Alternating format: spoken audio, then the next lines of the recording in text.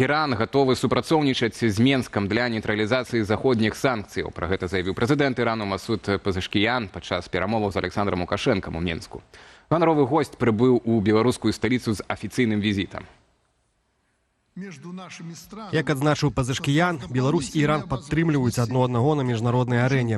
Аднак узровень эканамічных сувязяў пакуль не адпавядае палітычнаму даверу, і гэтую сітуацыю неабходна мяняць. Лукашенко ў сваю чаргу рассыпаўся ў кампліментах прэзідэнту Ірану і заявіў, што Беларусь падтрымлівае права Тэхерану на развіццё мірнага атаму. Бакі пагадзіліся падпісаць дамову стратэгічнай супрацы.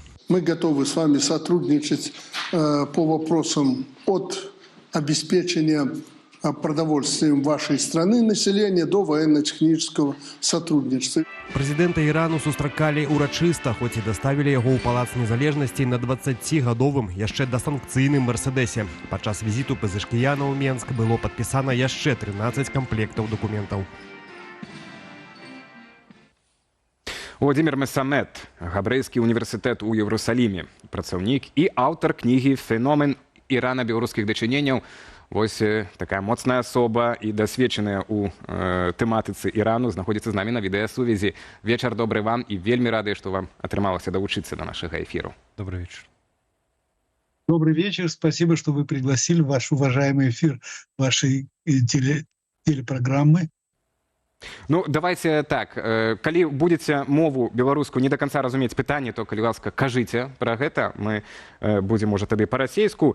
Пачнем ад канкрэтна сённяшняй сустрэчы. Лукашенко заявіў, што вось мы гатовыя супрацоўнічаць так, па забеспячэнню харчаванню Ірана, але перадусім паглыбляць военно-тэхнічнае супрацоўніцтва. Ну і ў 2023 годзе так нават Міністэрства абароны двух краінаў падпісалі адпаведную дамову аб стратэгічным супрацоўніцтве.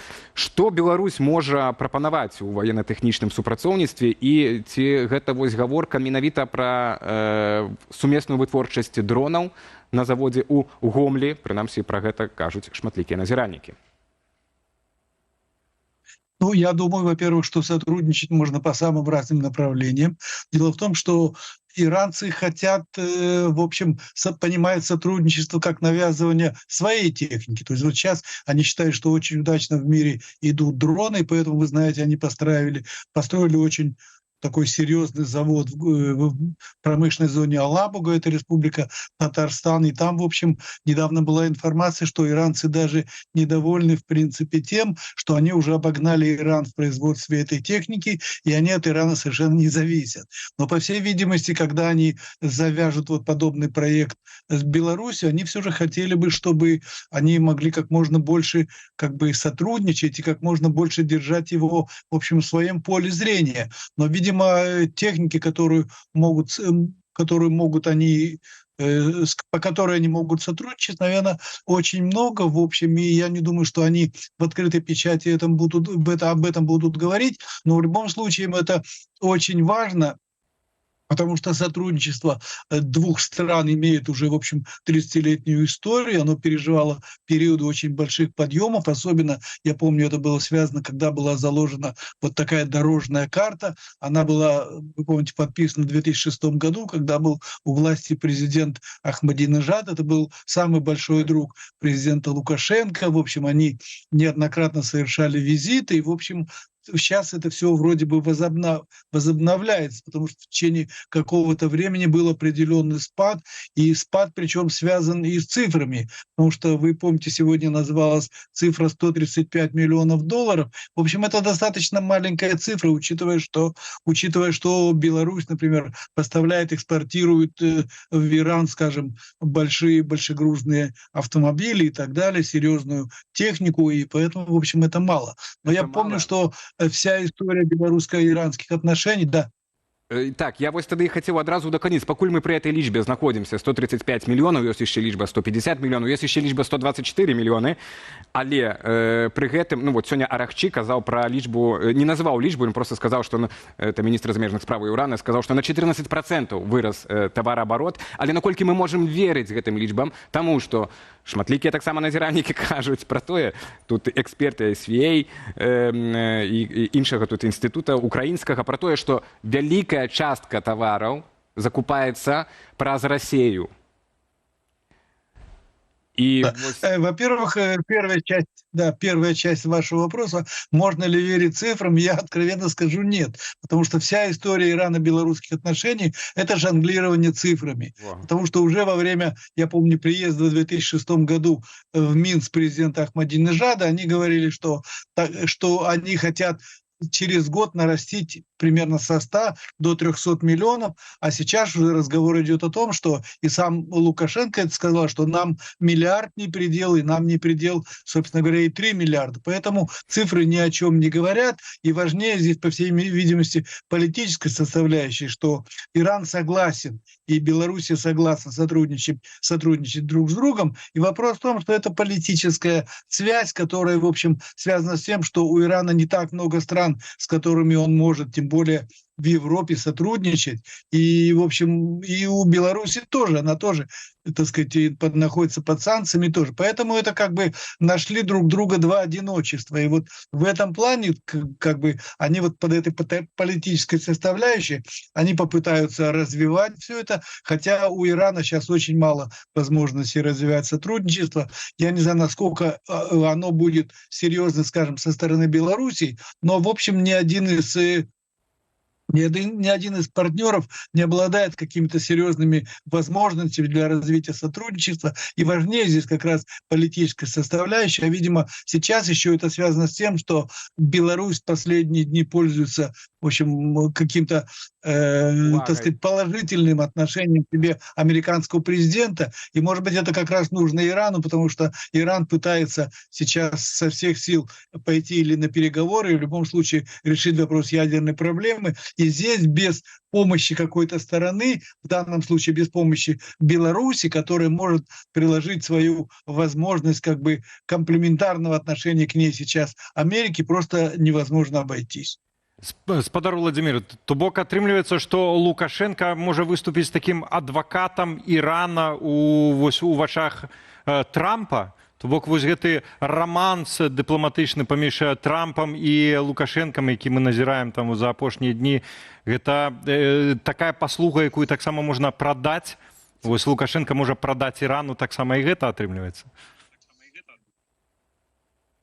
Да, именно это, потому что Иран пытается использовать любую возможность, так сказать, это все использовать, и поэтому, в общем, ему нужно, тем более сейчас Лукашенко находится в фаворе, и почему не попробовать его действительно использовать. Собственно говоря, и раньше были такие же возможности, но они не так отчетливо проявлялись. Сейчас это проявляется очень серьезно и очень отчетливо, и я думаю, что как раз иранцы, которые готовы использовать любой повод, они как раз и попытаются, может быть, в эту вот узкое окно возможностей определенным образом войти. Так что здесь не снята как раз возможность помощи Лукашенко в определенной мере, очень маленькой, может быть, но в любом случае, так сказать, капля камень точит.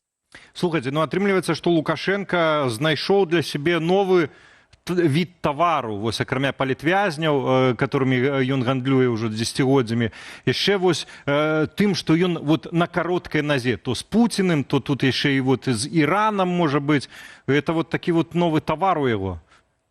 І тады... Да, наверное, да, я думаю. І атрымліваецца, ці не з'яўляецца это вялікая рызыка для Лукашэнкі, тому што ну, Трамп можа паглядзець і сказаць: слухай, Александр, у вас же ёсць такая прымаўка, скажы мне, хто твой сябра, я скажу, хто ты. Я тут табе компліменты адвешваю, а ты з Іранам абдымаешься? Як так? Ці не занадта рызыкуе тут Лукашенко? Но мне кажется, здесь как раз во-первых, окно возможностей очень узкое. Мне кажется, использовать это быстро, то есть в тот период, когда сейчас можно даже не учитывая то, что, скажем, действительно Трамп упрекнет белорусского президента в том, что он связывается с Ираном, потому что есть какие-то возможности. Сейчас для Америки очень важен вопрос нахождения определенного взаимопонимания с Ираном, потому что они понимают, что не нужно, они понимают, что сейчас для Трампа очень важен мир, и поэтому в этой ситуации, когда, скажем, связи между Ираном и Беларусью может как раз в этом направлении помочь, Америка не будет здесь как бы очень сильно противиться, и, возможно, она примет вопрос, логику тех тех отношений, которые сейчас давлеют над отношениями между Пезешкияном и белорусским президентом Лукашенко. Я бачу аргументы, як можна пагадзіцца з вами, спадар Владимир, у гэтым, тому што калі сёння нават праглядзець выступы і іранскага прэзідэнта і Александра Лукашэнкі, дык яны не былі аж такія антызаходнія і ваяўнічыя. Конечно, там было пра тэрарызм як эканамічныя санкцыі, але разам з тым, напрыклад, там іранскі прэзідэнт казаў пра супрацоўніцтва разам з Беларусю супраць санкцыяў, а пры гэтым Александр Лукашенко адказваў: так, мы за, але мы не сябруем супраць, мы толькі за сябруем, так, і як бы змягчаў гэтую рыторыку. Але разам з тым яны і пра канкрэты дамовіліся, гэта заключыць дамову аб стратэгічным супрацоўніцтве нават ужо на восень гэтага году, прабачце. Что может быть в этой домове, раз и вы кажете, ну и мы тут пагаджаемся, что феномен как раз дачынення паміж Тэгеранам і Менску ў тым, што гэта две адзіноты сустрэліся, то бок іх звязвае толькі палітыка. Ці нешта больш все-таки звязвае Іран і Беларусь, каб это у дамову стратэгічным супрацоўніцтве змясціць? Во-первых, как выясняется, есть очень много серьезных аргументов и в прошлом обеих стран, скажем, у Беларуси и Ирана, потому что вот я помню, что у классика белорусской литературы Богдановича есть стихотворение даже о том, что скажем, иранцы научили белорусов вязать специальные там специальные платки и так далее. Поэтому есть какие-то вещи, которые будут дополняться все новым и новым. И кроме того, надо учесть, что обе страны все же стараются выйти из той изоляции, которая есть. И вот сотрудничество как раз это поможет этому случиться. И мы думаем, что, в общем, наверное, они продолжат то сотрудничество, которое было, тем более, что у стран, кроме экономических, есть и другие возможности. И, в общем, в современном мире, видимо, приближаться друг к другу, особенно из разных мест, скажем, Европа и Иран, это очень серьезная такая проблема, которая интересует и Белоруссию, которая хотела бы, наконец, войти в Европу, и Иран, который тоже, в общем, тот же президент Пезешкиян известен как реформатор, он как раз выступает за то, что нужно в определенной мере не быть врагом Запада, а попытаться с ним определенным образом сблизиться. Дзякуй вялікі за размову. Владимир Месамед, прадстаўнік Габрэйскага універсітэту ў Іерусаліме і аўтар кнігі «Феномен іранска-беларускіх адносінаў». Быў з намі на відэасувязі. Цікава атрымліваецца, што спачатку сябравалі з Іранам, каб апынуцца ў ізаляцыі ад заходняга свету, а цяпер сябруем, каб выйсці з ізаляцыі. Вось такі вечны рухавік беларускай унутранай палітыцы і вонкавай.